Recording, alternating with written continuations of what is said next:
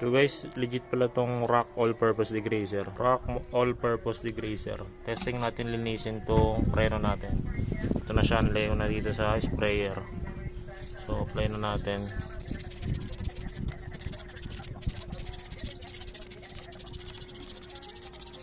Yan, pagkalagyan natin, mukhang legit naman. Kasi kita nyo, nalalaglag agad yung mga dumi-dumi nya. Ayan, nababakbak yung dumi-dumi. Tapos yung RCB natin, nabasa na siya ngayon. Pulang-pula na siya ngayon.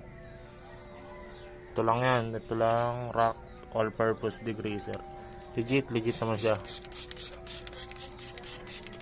Tapos syempre, gamit tayo ng brush.